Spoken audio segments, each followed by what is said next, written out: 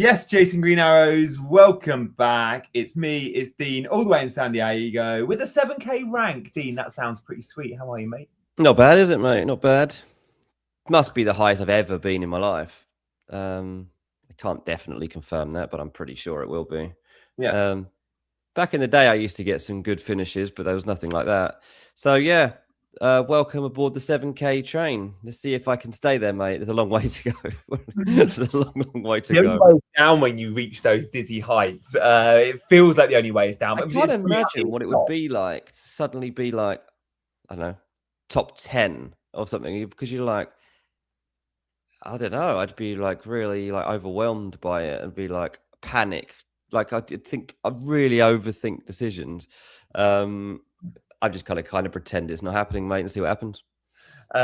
Peter just said in the chat, "Gee, blink twice if you're kidnapped." So I did just blink twice for Peter in the chat. I'm at Centre Parks, and I've streamed a couple of times on Chasing Green Arrows from Centre Parks because I love coming here. But the connection's never good, and I always have to go somewhere public, like sports bar or the Starbucks. But today I'm here in my room, and I think it's going to hold. So let me know, bad guys. But yeah, hope everyone has enjoyed the little break we've had. I say break. We haven't had FPL, but we had FA Cup. We've got the transfer window, and we've had the EFL Cup semi-finals as well. So we've actually had a ton of football to digest, and with that new manager appointment. So look, before we even start talking about individual players and FPL, and shout out to everyone in the chat. We're reading all your comments. Keep them coming in. Shout out to so many of our channel members, FPL Down Under, Glenn's in, Mackham, Wazza, Max, Malachi's in the house, Sigurd's with us as well. Let's just talk about what we've seen in the last kind of week. We'll go FA Cup, EFL Cup, but let's start just with Man United, Chelsea managers, I guess, Dean. So Man United is an FPL team and assets. Like we were really hot on them after that first game of Fletcher, and then the second game of Fletcher saw them lose to Brighton, and we were like, oh, hang on a minute. And they can't even beat Brighton at home.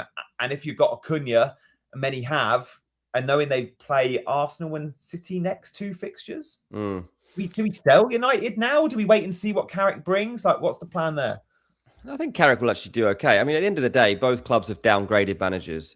So, halfway through a season, and Man United, Chelsea and Real Madrid have all decided to get rid of long-term project managers who were considered to be among the best emerging managers in the world, and are going for punts, basically. Arbeloa, Rosenior and Carrick. Like, that is insane in itself. So there's a real lack, I think, of top-level managers at the moment. Like, gone are the days of like Ancelotti's and Mourinho's and all that. Like, Pep's the only one really standing right now in the Prem. You could probably argue that Emery's in the conversation, that Arteta's getting himself there. But Carrick is pretty highly regarded in the coaching world. I know a few people that have watched a lot of Middlesbrough and were very impressed by the way that they played. If I was to have a punt, then I'd be back on Amad Diallo. I think that Diallo will be back in there. I think he'll play. I think United will play with wide players, not in the same way as he was playing under Amorim. He's obviously not going to be a wing back. He'll be higher. He'll be higher, and I think that he'll be. I think he'll probably be the right-sided attacker, to be honest. That'll be interesting. Which will kind of turn into a 4-3-3. And I don't know if it'll be for this week, because I don't know what condition Ahmad's in right now. But I know Burmo and Ahmad are returning, of course. They're both they're back. They're obviously coming back. Yeah. But whether they're ready to go back into, I assume they will be, but I don't know what the travel will be like and all that stuff. So I think that Ahmad will end up being a decent pick under him. Someone that knows him too thinks that Cunha will be a decent pick. They seem to think he might even end up using him as the 9. I was going to ask you that, because there's a lot of chat saying Bruno will be a 10. Like, Bruno's going to be higher. He was under Fletcher in the 2 games, and he probably will be under Carrick. Does that make him a better FPL option? Maybe. Bruno, maybe in terms of goals and assists, but he'll lose his DEFCON. In the 2 games we saw him playing number 10, his DEFCON was like 4. But that's fine if he's getting goals and assists. But that does mean there's 1 fewer 10 slot. And if it's Burmo and... Well, I think Burmo will go on the... Burmo on the left? Burmo will probably be on the left. Bruno through the middle, Ahmed on the right, Cunha through the middle. But obviously, Sesko actually played really well for the first time under Fletcher when they're actually pinging balls, like crossing it. So I think we'll see some more of that. So, Man United v Man City, if you haven't got a Man United asset, then don't bring anyone in. If you've already got Cunha or Fernandes, I'd say you could probably ride that one for this week. I don't think we'll necessarily be looking forward to the game in the sense that it's Carrick's first game, because he might get that first game bounce. But obviously, Man City are the much better team, so you would expect City to go and win it. But yeah, I wouldn't be in any great rush to go and get Man United players. Chelsea, don't fancy them that much against Brentford either, to be honest with you. And Chelsea obviously played 95 minutes last night as well against Arsenal. They had to work hard for that, and they've finished a few injuries and illnesses. Yeah. Where would you even go with that lineup? I'm looking at Enzo. I am looking at Cunha to Enzo. Yeah. Only because Chelsea's fixtures are dreamy over the next 6. And I'm with you. I think you can ride United at home to Man City. It is new manager bounce. It is at Old Trafford. But if just in a 2-game window, they then go to Arsenal, and that is the toughest away trip in the Premier League. So it's a tough 2-game run, although City don't look like they're going to keep a clean sheet against United. I can't see that, I don't think. But I do like Enzo from Chelsea. He played deeper last night, but I think he will be a 10 quite often.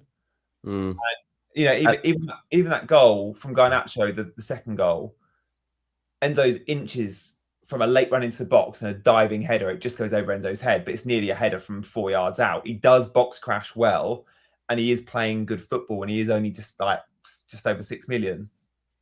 Yeah, no, I'd take your point on that. I mean, how much is Enzo at the moment? Did you say 6.3 or something? 6.3, yeah. So it's good value at that point. He's going to play every game, so I think that's a reasonable reason to pick him. Yeah, he's going to love him. So Enzo's fine. I don't think he's going to rock your world. That's the concern I would have. Like, is a transfer like that going to give you enough uplift? I don't know. I don't know that it. We're going to have to talk about some of those higher ceiling midfielders in today's show, because I do think the likes of Wilson, or even we've talked to Semenyo as well. Like we got to touch on Foden.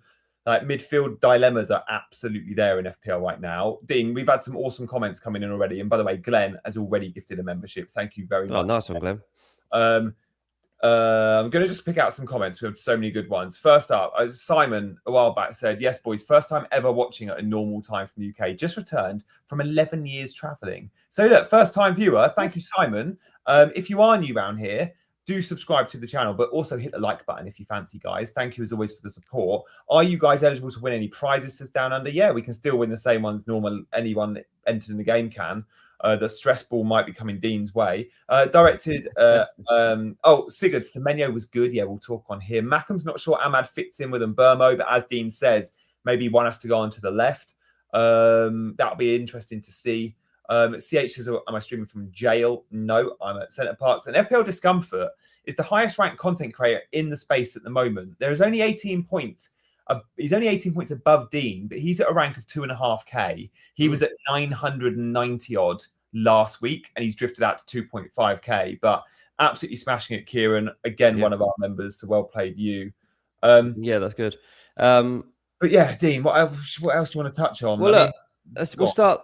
Like, people, I've had a few people on like ranks asking me. I've had a couple of people messaging me from here saying like, what made the difference? Because I was lingering between around that 150k mark for a while, like trying to break into the top 100k. So a few people have been like, what ended up being the kind of difference in terms of getting you in there? And I was like, well, largely it was switching to Bruno Guimaraes. Like, huge. That was on the deadline stream. Yep, exactly. Cherki also done well. I bought in Cherki, Guimaraes, and Thiago, and they've all had big uplifts. Obviously, played with differentials as well, right? I mean, going Cherki was against the grain. Yeah. Going Bruno, whilst he's fairly popular, certainly in your mini leagues and engaged managers, very few add him. Yeah, two differentials in that. Exactly, yeah. And he's getting me like 10, 10, 11 every week. Mad. And obviously, I played the bench boost. On Yes. we were on here, and Declan Rice was there was leaked information that Rice was going to be playing. So I already had Bruno Guimaraes, I had Cherki, and I'd brought in Gabriel back. And I was like, honestly, if Declan Rice is playing this week, then I've got a bench boost because I can't leave him out. I don't know who else to leave out. And on the bench boost, I got 92. So it's literally been a combination since, when did this start? Like game week 17 went well. I'm trying to find the last time I had like a bad game week, this is actually quite. Game week 13, I got 58 points. Since then, I've had like really good points. So I was getting points anyway, but then game week 18, I only got 57. So that was not a great week. But anyway, yeah, 92. We were about 5 weeks ago. We were. There was one point in December. There was like there was a handful of points between us. You are now at 7K, and I'm at like 800K. Just goes to probably show that it doesn't mean a lot. Like it just doesn't take much to swing it. Hot streak for a couple of weeks in literally, I'd say it's literally been at a stretch three good game weeks. I'd say like the last week I got 73. That was a good game week. The 92 game week was really significant. And there was 1 week where I got 83. And that was a big one. That was game week 17, which kind of probably launched it. But yeah, game week 19, actually, I got 40 points. I don't know what that was. That was average. Yeah, it was an average week of 40 points. So honestly, the Bruno Guimaraes one really stands out to me the most because it was one of those picks whereby I just watched the games and I'm just like, he's everything to that team. And he's not just the heartbeat generally, but like he's getting the goals. Like he's in among the goals every single time. But he won't get the chances. Like he's not getting 4 or 5 chances a game. He's just really clinical with the chance he gets. Like hit the post against City in the week, didn't he? Like again, like he finds ways of having that one chance a game where he either scores or comes very, very close. But he's also a provider, the set piece threat. But I feel like he's putting some awesome crosses, like the one with the outside of the boot the other week. Like it's so good. Yeah, exactly. CH says there's probably 200 people who have the same score as Dean. Many pages on the app. Cheers, CH. We might as well put my team up, actually. We might as well just have a quick look at where we're looking for this week. I haven't made any changes since the FA Cup. I've just left it for now. I don't know if I will make any changes. We'll wait and see. But I'll take this super chat while we wait. Ahmed says, hi, guys. What do you think of Krupi Jr.? I love him. I think he's amazing. I'm just keen to see if Bournemouth, where they go in the transfer market. With Kluivert injured, with Semenyo off, how many minutes is Krupi going to be a starter for the second half of the season? Quite possibly. But in the same price point, you have Mane of Wolves, who we know is a starter. So Mane is safer for minutes, but Krupi plays for the better team that will score more goals. So both are fine. But let's see what they do in the transfer market. Yeah, I think it's a decent pick. So feel free to kind of go there. This is not my team. Is it mine? That must be your team, yeah. You didn't want it, did you? I saw Lewis Potter and I was like, I haven't got Lewis Potter. Lewis Potter needs to go. That short-term punt. Go on. Let's just carry on with yours. Carry on with yours. Yeah, so this is the team as I've got it right now. As I say, no transfers made at the moment. How many you got in the bank, and what money you got? Ooh, I've got 2 free transfers and 0.3 in the bank. Right. I don't know that I really need to do anything this week. Now, but your biggest dilemma this week is who to captain, I reckon. I'll be Haaland. I'm not changing it. TK versus Burnley. Not tempted. No. Let's do a poll. Are you captaining Haaland this week? Yes or no? Mate, I think there's going to be a lot going against Haaland this week. Because there's also a lot of United managers out there, right? There's a lot of United fans out there that play FPL, and they won't want to captain him either. And Ekatike, Burnley at home, and he got half an hour in the week, Ekatike. On Monday night, he came on, got half an hour, goal assist. He's going to start at Anfield against Burnley. Yeah, I'm not saying Ekitike is a bad pick. I'm just saying I'm fed up of going against Haaland and regretting I might it. be doing the same, by the way. I might be going Haaland too. It's just like you've just got to decide one way. You've got to have a gut fit and just go. You've got to stick with it. I don't think you can be flaky on it. Like you need to decide now: are you sticking with Haaland or not? And I said the last time I came off of him that I regret. I was like, I'm not doing this again. I'm just sticking with Haaland for the season. Yeah, because even if he goes through a spell of not scoring for a few games, people will start to jump off him. Well, he'll score in the next game, and suddenly he'll get those points back from the other people who have started to lose them again. So if he doesn't bang against Man United, then so be it. But Ekitike against Burnley, like I don't think Liverpool are going to beat Burnley 5-0. I don't. I just don't see that Liverpool have got that in them right now. Burnley will just go there and shut up shop. So I think Ekitike, I've got Ekitike in my team. I'm happy to keep in my team for sure. But I'm not going to go against Haaland captain. I mean, at the end of the day, while I'm saying that Carrick, I think, will do well at Man United, you know, he's up against Pep Guardiola.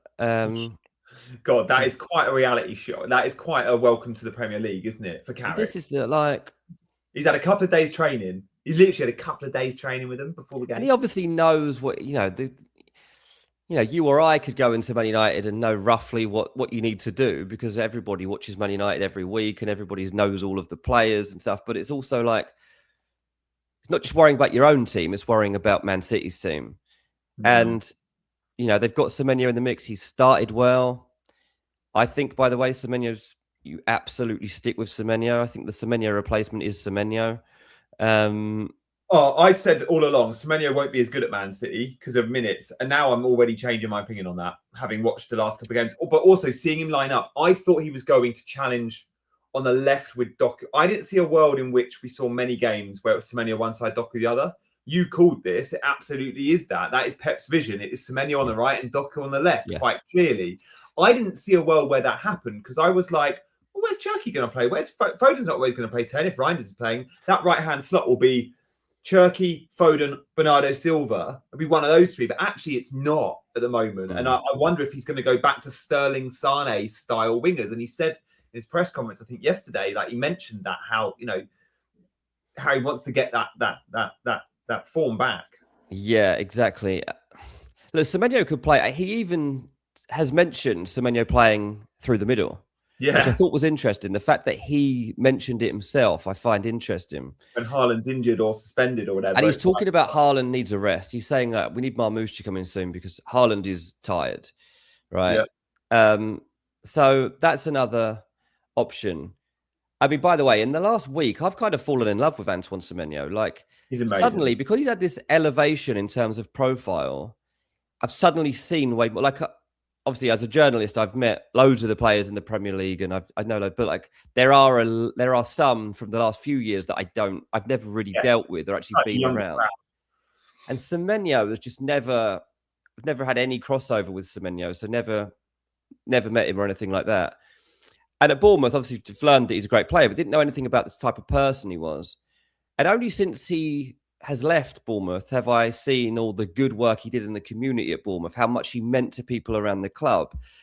And now I watched a video the other day on Man City's YouTube. It was like the 20-minute documentary they put together of like him leaving Bournemouth to travel up to Manchester and go through it all and make his debut.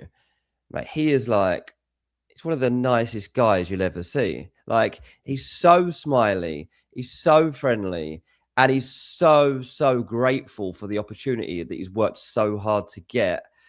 Also doesn't like being called Antoine, wants to be called Ants or Tony. So we need to call him Tony. Yeah, Tony Semenyo it is. Don't call him Antoine. That's what his mum calls him. So little things like that I like to hear. But just genuinely, it's been really good actually. Like having the break from FPL. Obviously, I've been watching other football, but I've dug into some of the new signings and stuff. Get into Conor Gallagher in a minute. But yeah, just had a price reveal. A price reveal, yeah. So Semenyo, he's just going to flourish, mate. I think he can't play Champions League. He's gonna love this, mate. Like, So can he play Champions League knockouts or not? Is it? Do you redo the squad for knockouts? I've given up on learning the rules of football, mate. Since he played in the Carabao Cup, I've given up. Like, since someone let us know if he can play in the knockouts. If it's, I feel like Champions League, you do a squad for the group stages and then you get to redo the squad for the knockouts. But let us know. But he certainly can't play the group stages, that's for sure. So he's going to have a few free midweeks, which is fair, good for Premier League minutes.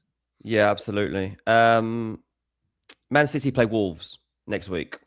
I mean, that's why I'm keeping Foden and why you'll keep Cherky. Like, I'm happy selling a Foden in a couple of weeks, but I can't sell him ahead of Wolves. Now, I think now with Semenyo's addition, let's say he's playing on the right and Doku's on the left, in some fixtures that'll be the case. It's just one extra spot where Cherky and Foden could lose out in terms of rotation. Now, I'm not saying Foden and Cherky aren't first choice, but it's very likely always going to be one of the two.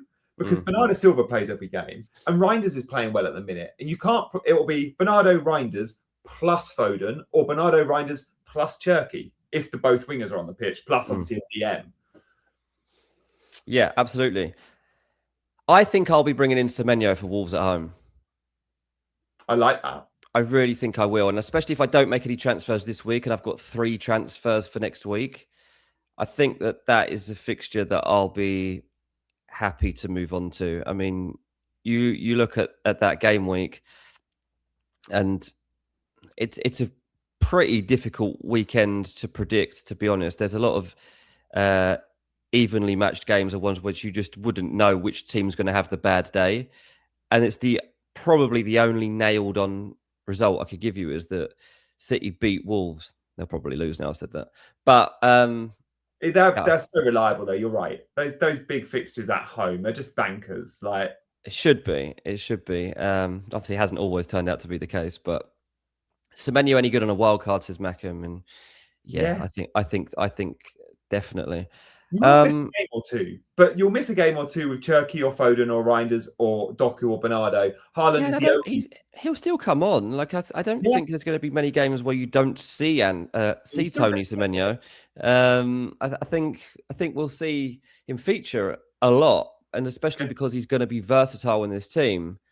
He'll be moved around, and I think that will be something that makes him a continued good asset. So yeah, at a time when everybody's saying, well, who's the replacement for Semenyo? I think it's Semenyo. I think you're absolutely sound on it, at least for these next couple of weeks. Ride this week. We don't know what's going to happen in this Manchester derby. Like, it might throw up a surprise, or Man City might just go there and win 3-0. As you mentioned, Conor Gallagher's joined Tottenham. We've got an image which will show his reveal. And I know I've seen already people saying no one wants Conor Gallagher. I'm not so sure. I'm not so sure. I said in my WhatsApp group he'll top out at 6.5 because some said it'll be anywhere between 6 and 7. I was like, okay, forget it. You're not getting 7 million. Like, Spurs are rubbish. Forget the player. Just Spurs are rubbish. But I said he'll top out at 6.5. I wouldn't have been surprised if he was 6.5. I certainly thought he'd come in at 6. But 5.5 feels good, mate. This is good. Goals, Connor does. Like, I think this is a really, really tempting price point. I bet he's good for Connor as well. He's busy, isn't he? He's so energetic. He'll press high and he'll force teams into mistakes. Yeah. And as a result of that, one thing you do, I mean, when he played for England, one of the things that Southgate used to look at was the fact that Gallagher for Chelsea would win the ball high up the field and then get a shot away if he could, or just slot someone else in. I think at 5.5 is a good pick. Connor could be a DEFCON beast. Well, this is I think you'll get a mix of it. What his DEFCON per 90 stats are. Someone will know, Kieran, you'll know. I think we'll get a good mix of him, like as a 8, if you like. Like, we'll get that attacking input from him. He'll be involved in that, but he'll also be rattling into challenges. He'll be breaking up play. I don't know exactly how Frank will line up, but obviously he's got Palhinha, who he's finally seen have a good game recently, and finally utilised him and used him properly. And Palhinha had one of his better games against Aston Villa. But I honestly think Conor Gallagher is a really good signing. I'm slightly surprised he's as up for it as he is. I mean, he is. I know his family, and they are the biggest Chelsea fans you can ever imagine, mate. Are they? I was going to ask you about him personally, mate. I remember hearing stories from the Chelsea academy, which you'll know similar, when him and Mason Mount were pretty much same age, same position.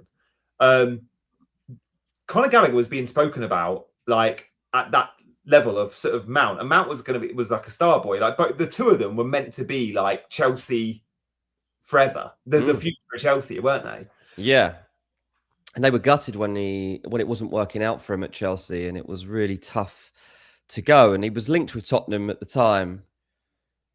And one of my friends that's still friends with him, I was like, "Can you just fight? Like, surely they're not going to let him join Tottenham." He's like, "No, they won't let him join Tottenham. Like, they hate Tottenham or whatever. You know, like they're the biggest Chelsea fans."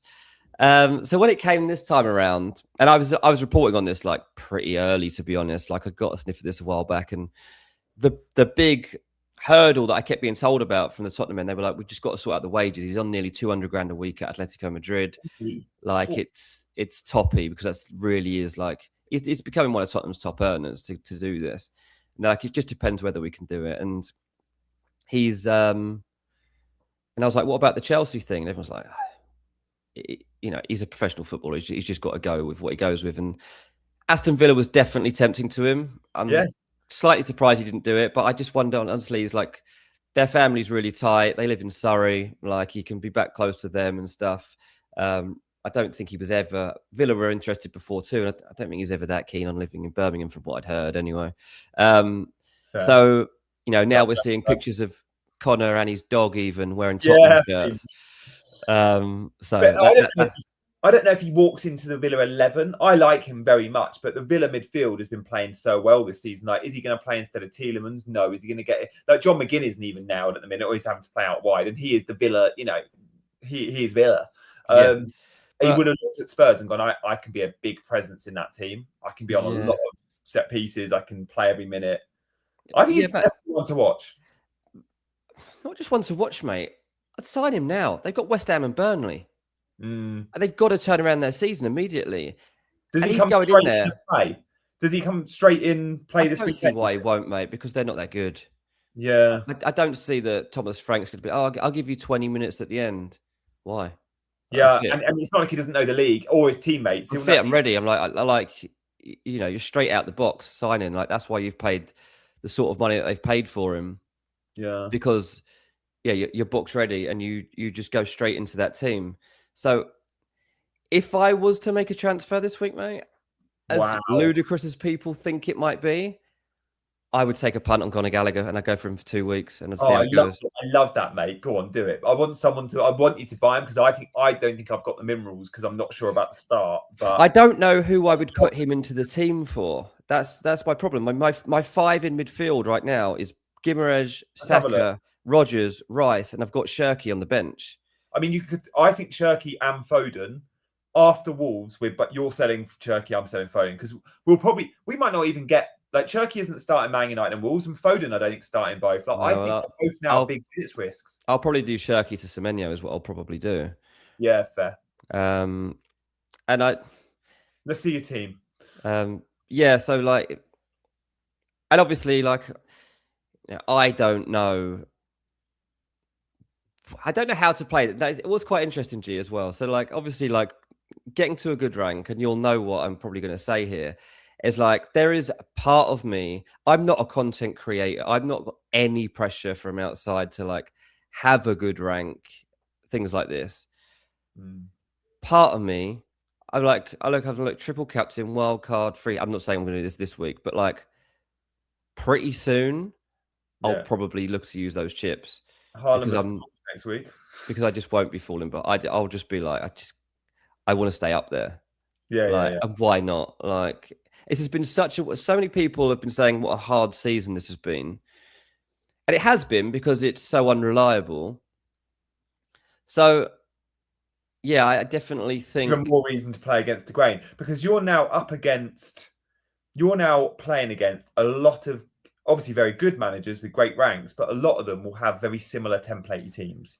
You want to be playing against them differently, and they'll be scared to do so. They'll be playing template, and you can go, I'm going to triple captain Haaland in a single game against Wolves because well, exactly that. Like, I might well do that. Like, for example, like there's not a FPL Discomfort says, Dean, you are a content creator now. Don't try and put the pressure on me, mate. Don't try and to play mind games. But yeah, they're not going to be picking. He's not going to be picking Conor Gallagher, for example. Like, he won't even be considering it. Like, you just can't. So that's what I have fun with, right? Like, that's why I'm glad I finally got that breakthrough, because it has been a decent season, and I just kept saying, like, I've just got to get into that top 100K. Like, I'm right there. Why am I not getting into it? And suddenly, since getting into it, been propelled to 7,000. And now it's like, okay, this is fun. So what should I do? Do I play it safe? Nah, I'm not going to be playing this safe. There's no point. Like, if I fall away from here, I fall away. Like, that's why I want his Captain Ekatike. How did that poll go, by the way? I've not got YouTube open, so I can't, because I haven't had it open either, to be honest. Guys, do keep hitting those like and subscribe buttons as well. I can't see how many of you are watching, but I know there'll be a it's about 130 watching. I can't see the poll because I've only just logged on. Someone did see it. Captain, yes or no? And I feel like this is a week a lot will back against him. So I bet it'll be about 50-50. Yeah, FPL Discomfort. I think I'm punting Gallagher this week now, influenced by this conversation. No, it was a great 2-week punt. And there has been, let's come away from Dean's team and just talk a little bit about Wildcard. Because there are, so Maverick says Wildcard 24 massively. Like, there is a lot that are wildcarding now because we've had a break. I did a Wildcard video, so I know this because I've seen the comments. There's a lot of managers on Wildcard right now. Nothing wrong with that. Even better window for many will be the swing we get in 24. The benefit of wildcarding in 24 is, yes, you can have a couple of 2-week punts now like Conor Gallagher, but in 24 you get a proper tell on Chelsea, and you can back them now. You can back them big ahead of 4 great fixtures. You see who's playing. You get to keep your Liverpool players now and your Man City players now. Liverpool have Burnley now. Man City have Wolves next week. If you wildcard, I don't think you're wildcarding any Liverpool players in. No. I think you're probably only going Haaland, maybe Semenyo, as Dean says. But for teams like me, I've got like 6 Man City and Liverpool players. I want them for Burnley and I want them for Wolves, and then I could wildcard them out in 22. So that's going to be 24. That's going to be very popular. However, there's also Wildcard 32, which is the big window many content creators will look at. Yeah, 75% game weeks. You can dead anything. 75% on Haaland. It was only 60 votes at the time, so there is that. But yeah, I mean, I have to say, I'll be sticking. I'm just not messing with that. I'm going to assume. Wildcard plans? I'm going to assume he gets a penalty. What do you say? Wildcard plans? Any? Just you're not a scheduler with Wildcard. You're a when my team needs it. When my team needs it, I'll suddenly look and I'll be like, "Whoa, this isn't going to do well," and I'll just press it. And I think we schedule a bit too much at times. Like a lot, like Calzion 4 says Wildcard 32 is the play. Vast majority of content creators, maybe even myself, will do that. But by scheduling it, we might miss good opportunities when we can react. So I hear that. 31 is a blank game week. You dead end your team. You go 32. You know all about the doubles coming forward. It's part of your wider chip strategy. I like 24. I like 32, but I also like just reacting at the time. Yeah, exactly. I mean, I've barely ever scheduled, especially that far ahead. Like I wouldn't do that because injuries, form, suddenly looking at the fixtures and seeing them in a different light. Like I've often just reacted on the spur of the moment. I'm not going to change that now just because I've suddenly got a little kick up into a higher rank. So no plans as to when our wild card. I've seen the fixtures from that week and I understand it, but I also quite like on the back of a transfer window, for example, the chance to change your team up after that. Like that always appeals to me. Things so. Yeah, we'll see. We'll see what happens. Get your questions in. I've got to go a few minutes before 8 o'clock because my wife needs this room to do a meeting. But yeah, we are here pretty much until the hour. I've got sent a few things in that we could actually show up right now. Graphics, and then we'll do my team before we finish as well. Yeah, so there's some graphics that show like the last 5 game weeks, the total points top earners and the top 5 expected goals. So if the producer can see, there's one image I've sent in with Nathan Collins on it, and there's another with Sharda on it. If you can see those, I just thought these were interesting because this is pretty much the period where I've obviously like kicked on. I mean, out of that list, the top 5. Yeah, see, like I bought Gallagher in, but only for the last game week, I think. You got a penalty save though, massive. That was very handy. That penalty was very handy.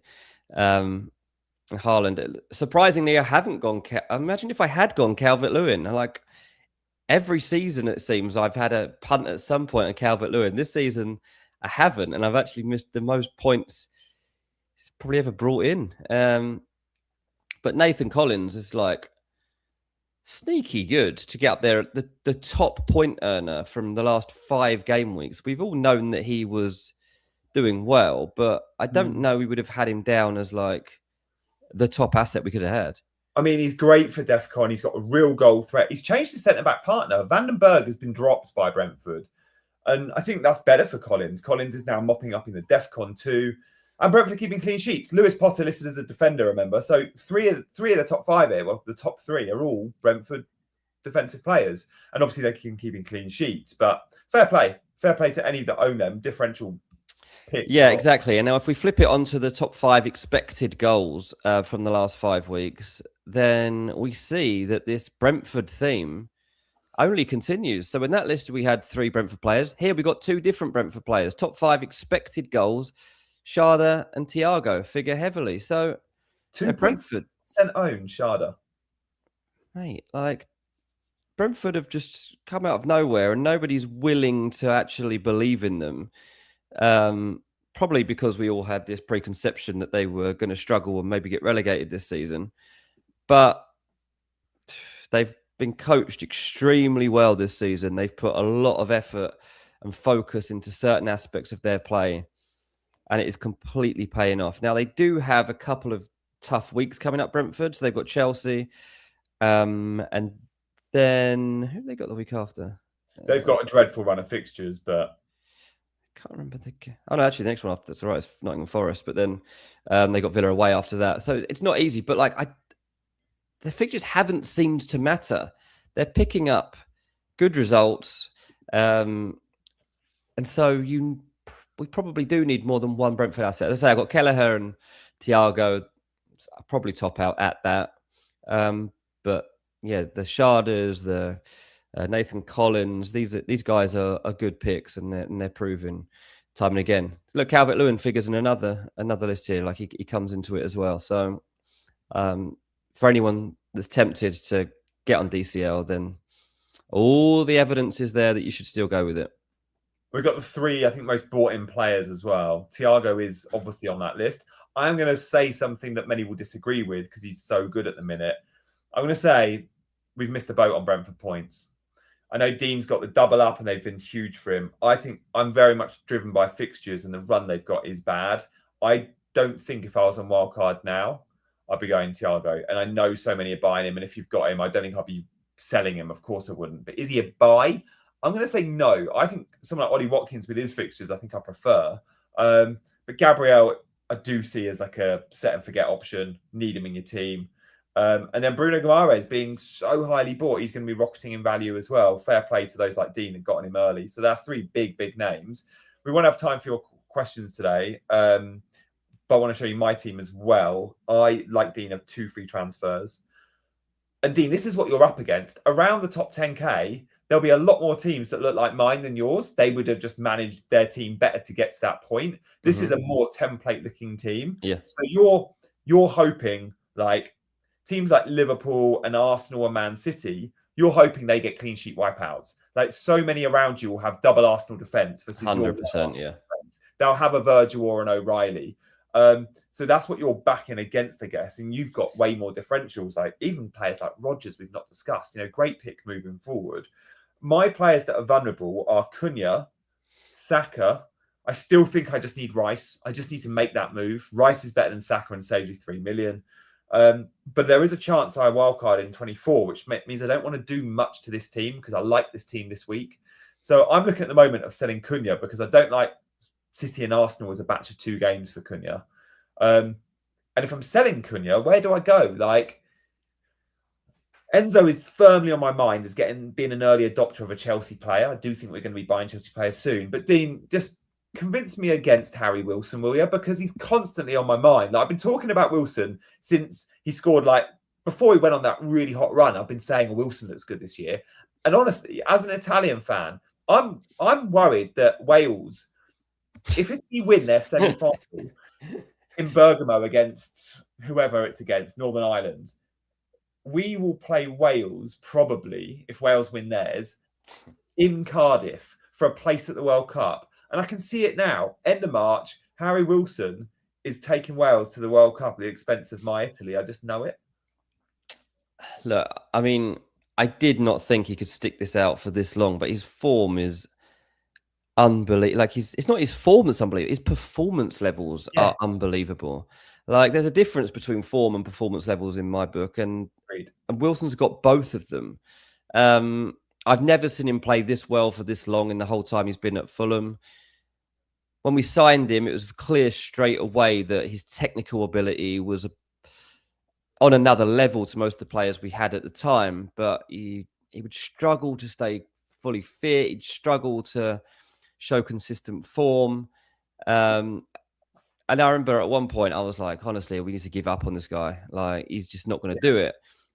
I can remember, in fact, I think I shouted it out I can't remember which game it was. I was like, I've had enough. Like, he needs to go, whatever, because he just made the wrong decision or whatever. And thank goodness he stayed. But he's playing Leeds, which is interesting because Leeds are one of the teams that have been after him.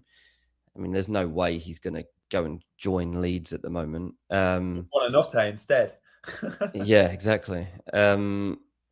But Leeds definitely thought they might have a chance of getting Harry Wilson, so they'll be paying close attention to him. I can't say don't pick it. I mean, surely the moment's gone. I said that a few weeks ago, and he went and got 9 points versus Chelsea, 6 against Liverpool. I know. And he's got Leeds. And after that, fixture I love for any player. I'm always like, if you have Brighton at home, it's a good fixture because Brighton always go and have a go. Like, I fancy Fulham to get goals against Brighton in London. The only thing is, Iwobi and Chukwueze are back now.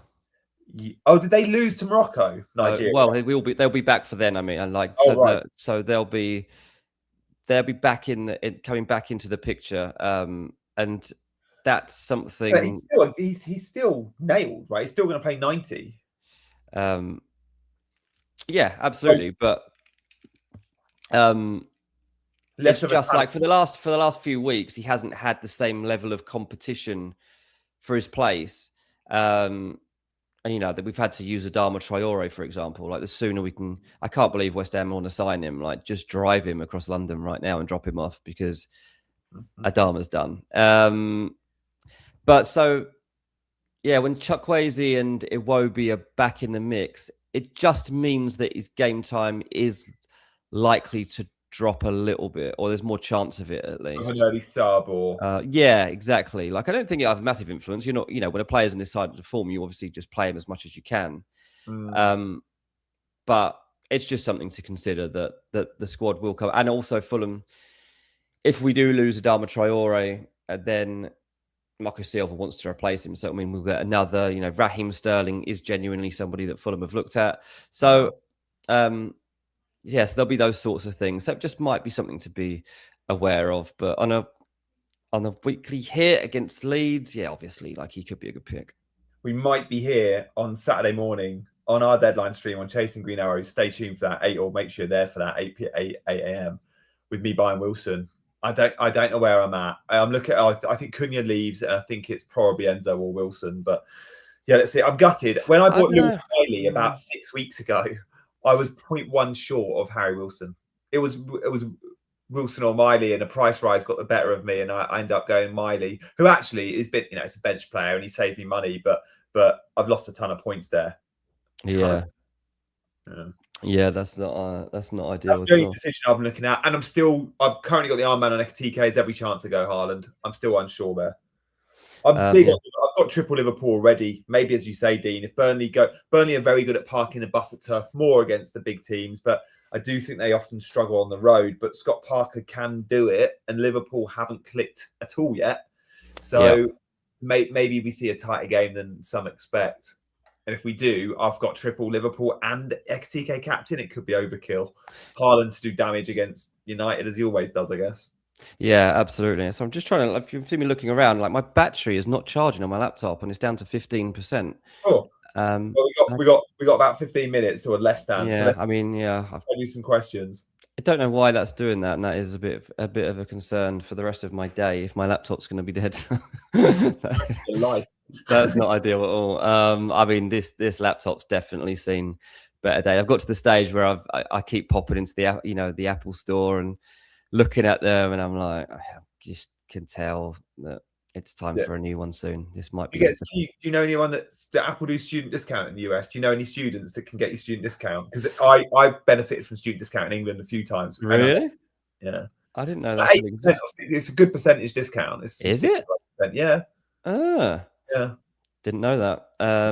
I'll go outside and find a student in a minute asking to buy me a laptop. Go hang out at uni. That won't look dodgy at all. How about Mitoma? Looked good last game and good fixture ahead.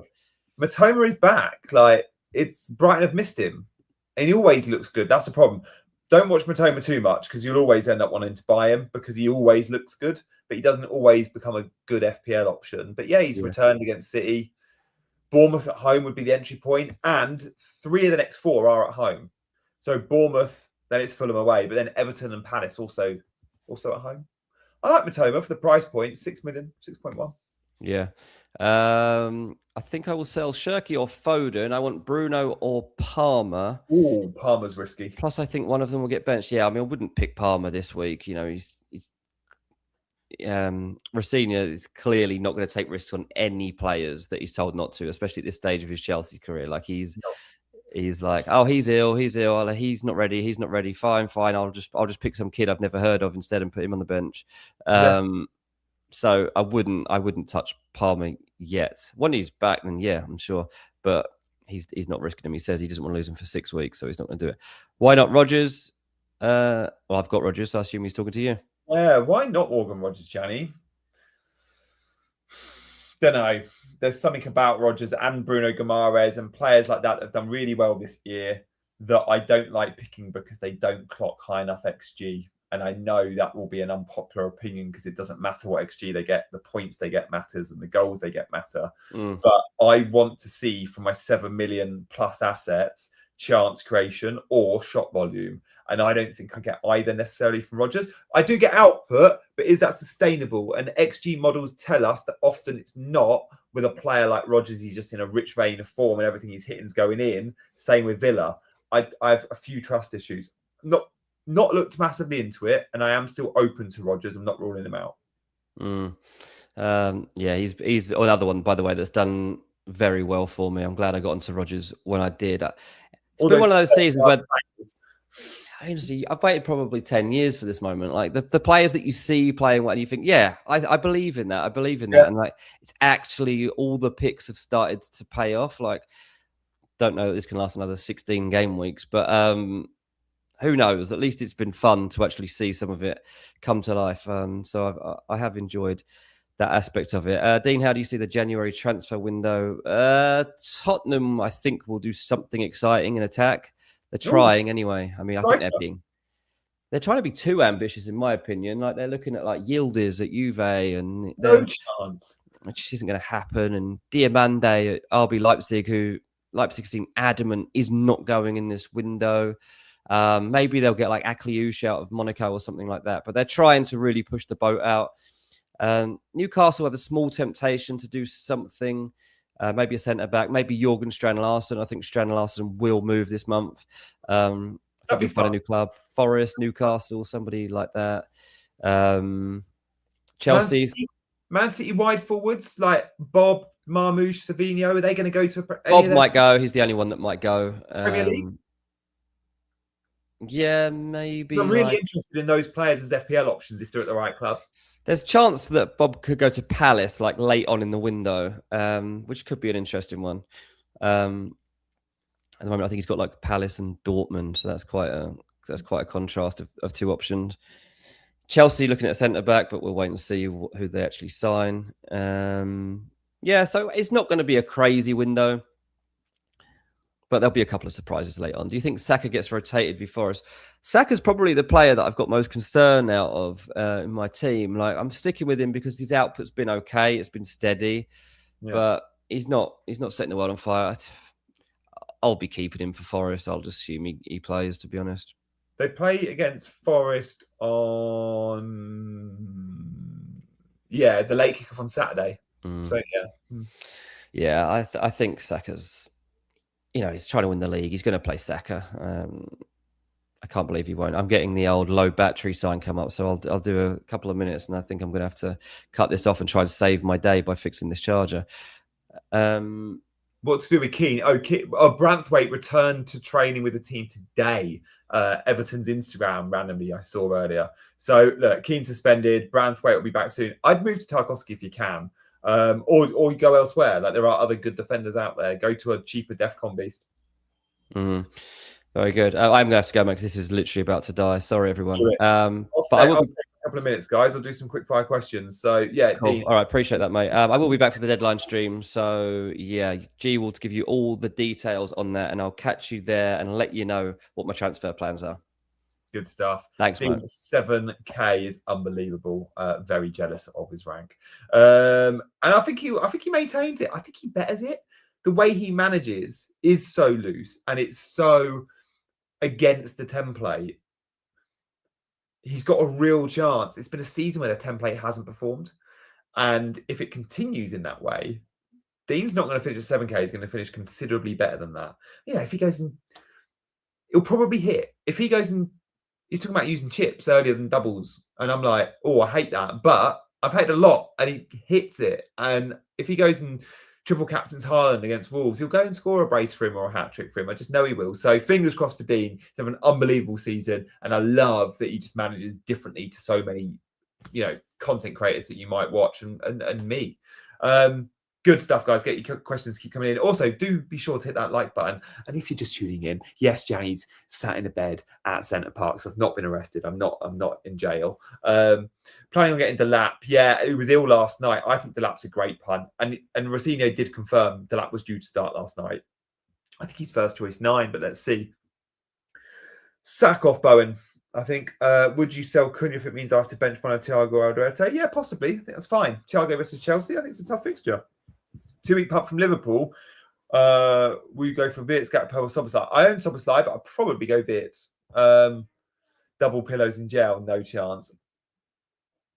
Very funny. Bench one, Thiago, Ekitike, Haaland, Rice, Wilson, Foden, Bruno G, or Semenyo. Wow, that's hard. I'm going to say Thiago just because he plays my club. My club. They don't give you fluffy pillows in jail, and these aren't bad actually. I do miss my memory foam pillow though from home. Saka, I often take my memory foam pillow. I've flown to places like Qatar and taken my memory foam pillow in my suitcase. Saka to Palmer, Cunha to Rodgers about a hit this week. Yeah, that sounds like good. Look, I'm not convinced Palmer starts. I'm just going to throw it out there, but if he does, they sound like good moves. I'd be probably keeping Saka over Palmer for now, though. Go Rice. Thank you guys for your questions. Glenn's asked a question. We'll get to that in a sec. Would you start Thiago over Fulham Anderson? No, go for the DEFCON. I actually don't think Thiago versus Chelsea does anything. I think it's a 2-pointer. Bench Lacroix or Cunha, says Glenn. I always say, if it's a 50-50 call, play the attacker. And I do think United score versus City.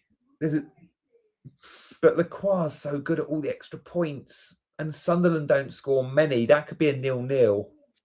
I'm going to say start Lacroix. Is O'Reilly a sell? I own O'Reilly. I'm keeping him. I don't think he's a sell. He's played defensive midfield the last couple of games, though. Not great. Although it'd be good for DEFCON. Not great because he won't be in that role long term because we all know Rodri exists and Nico's been playing well.